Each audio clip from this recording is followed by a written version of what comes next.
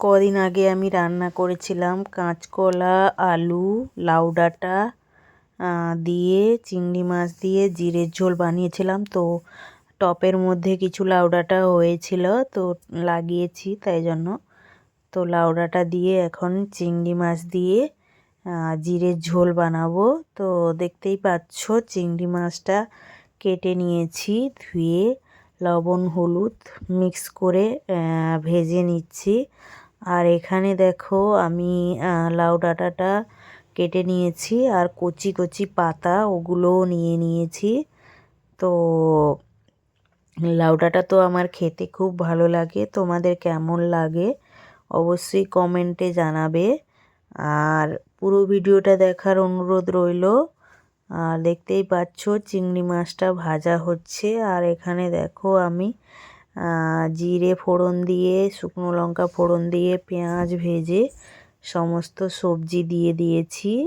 আর তারপর আমি কিছু আদা বাটা রসুন বাটা কিছুই দিইনি, খালি জিরে ধনের গুঁড়ো দিয়ে রান্নাটা করেছি। আর একটু লঙ্কা দিয়েছি আর একটু হলুদ গুঁড়ো দিয়েছি। তো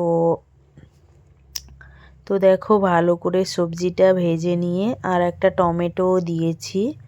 ভালো করে সবজিটা ভেজে নিয়ে তারপর দেখো মশলা দিয়েছি, ওই বললাম জিরে ধনের গুঁড়ো আর একটু লঙ্কার গুঁড়ো আর একটু হলুদ গুঁড়ো দিয়ে ভালো করে কষিয়ে নিয়ে গরম জল দিয়ে দিয়েছি আর টমেটোও দিয়ে দিয়েছি। তারপর দেখো আমার রান্নাটা হয়ে গেল। তো রান্নাটা আমার কেমন হলো কমেন্টে অবশ্যই জানাবে। আর একটু লাস্টে জিরে আর ধনে, মানে ভাজা জিরে ধনে আর একটু লঙ্কা ভেজে গুঁড়ো করে দিয়েছি। আর তোমাদের কি কি আজকে রান্না হলো কমেন্টে জানাবে। তো আমাদের কোনো গোটা সিদ্ধ হয় না, অনেকের দেখছি গোটা সেদ্ধ করে, তো আমাদের ওটা হয় না।